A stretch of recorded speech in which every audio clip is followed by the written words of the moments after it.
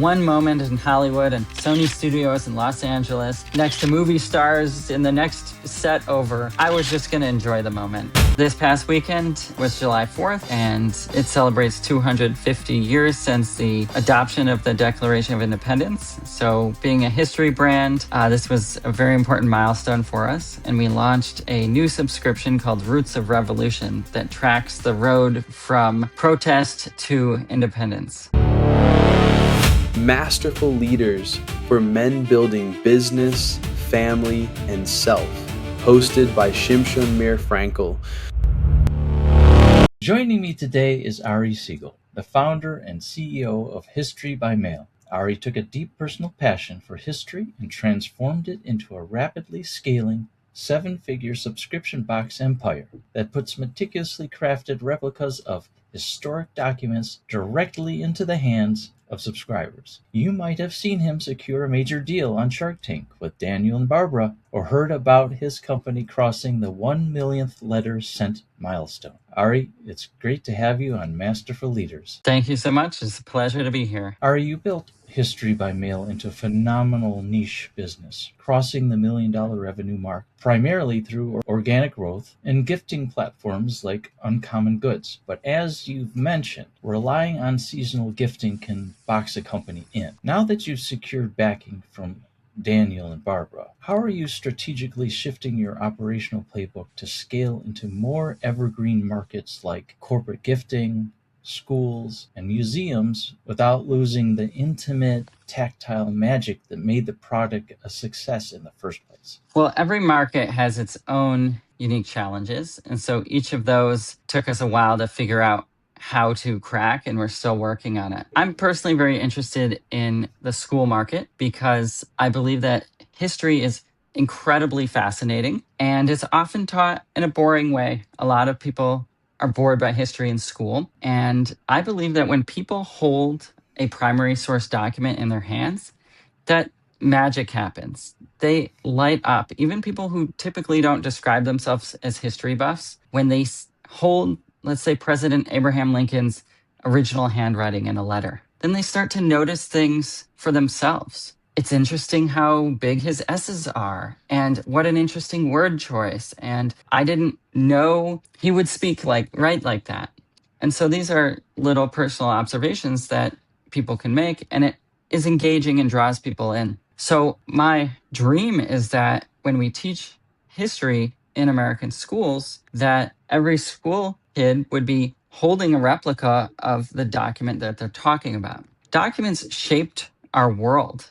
They started wars and ended wars, created states and created countries. We just celebrated July 4th, which is 250 years since the adoption of the Declaration of Independence. So America was created with a document. And to honor this historic once-in-a-generation milestone, which dovetails incredibly nicely with what our company does, we've created a brand new subscription called Roots of Revolution. We tend to think of the founding of America in the Declaration of Independence as the beginning of the story, but in many ways, it's actually the end of a long road to revolution that started with early grievances that colonists had with decrees that the British king had. And so that's one thing we're very excited about. And we're partnering with history associations to try to get this into schools. American history was my father's favorite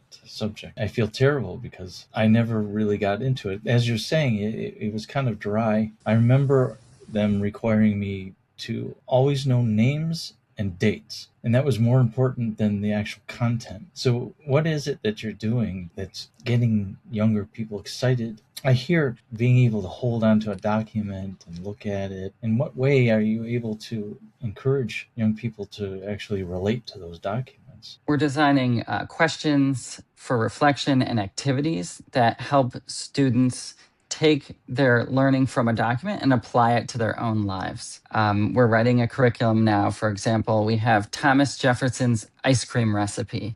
When he was visiting France, he fell in love with French cuisine, and he brought back this ice cream recipe that he had the labor in his house create for him. And so we're designing a lesson around that. And I think it's about selecting documents that are interesting and intriguing, and then trying to design activities and questions that have students apply that to their own lives, so that when they are interacting with the world, they understand how history shaped who they are and what society has become. A lot of people don't interact with history in their daily lives. And I kind of have a spiritual orientation towards history. I think that many people in our day-to-day lives, life can be rather mundane. You go to school, you go to work, and you come home and do the chores you need to do and start it over again. But history gives the broader story behind how things came to be, and it connects us with a greater human story. And so the more we can design activities and take interesting documents and put them in people's hands, they can connect to that greater story. You're humanizing history, which people, I think, feel really distant from it, especially like a black and white photo, or to see themselves in it, to see it as part of their own story. Is that the spiritual part of it? That someone can feel like they're a part, actually see how they're a part of something much greater? Yes, that is a part. The other aspect is giving people agency. A lot of information, nearly all information that we consume today, is filtered through other people's lenses. It's primarily secondary sources, not just in history, but if you look at the news, that's someone else telling you what has happened. And that is very efficient. We can gather more information that way, but it's removing agency from us to decide what things mean. And when you hold a document, now it's not the original, it's a replica, but we take painstaking detail to get the replica as close to the original as possible. And that gives people agency to make their own decisions about what it means to them and what it means to the world. You've noted that part of the unconscious inspiration behind history by mail comes from a very deep place. How Jewish learning focuses fundamentally on primary sources, combined with the vivid World War II stories passed down by your grandfathers. In a world completely dominated by digital noise, pixelated feeds, and isolated screens, how do you see physical, tangible history acting as a tool to bridge the generational gap and restore a real presence in conversation around the family dinner table? One of the best things I like about running History by Mail is that we get a lot of positive reviews in fan mail. And a very common theme are customers telling us that the documents that we're sending them are sparking conversations and intergenerational conversations.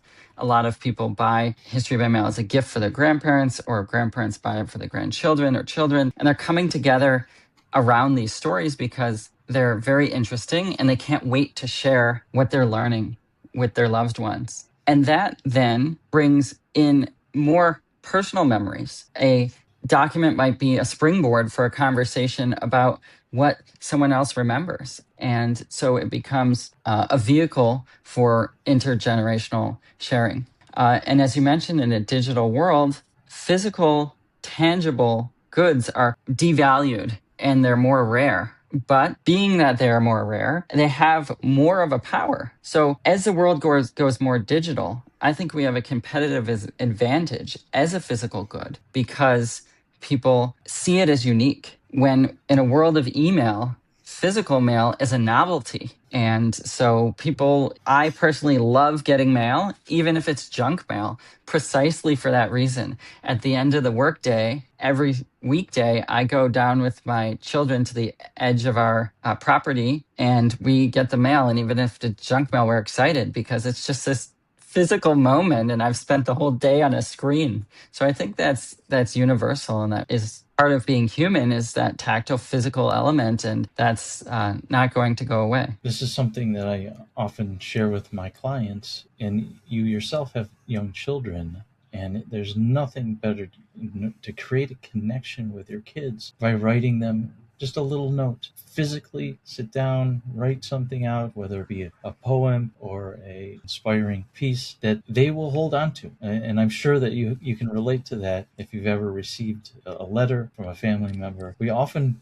hold on to it And we never really throw it away. Maybe it's because it's tangible. For sure. I'm working on a project with my aunt right now to catalog the letters that my grandfather and my grandmother wrote to each other every single day during World War II when my grandfather was stationed in London in the Air Force. And with AI, we've been able to transcribe all the letters and catalog them, and it's now a searchable database. And so if we want to know what happened on a certain date or what they thought about something, we can just search for it. And it's just an incredible thing. It's an incredible thing that we even have these letters. Maybe my grandkids will be interested in my emails, but I don't think they'll have as much emotional weight as actually being able to hold a physical letter. You mind sharing a little bit more about your family's connection to World War II? Yeah, both of my grandfathers were in World War II, and that very much shaped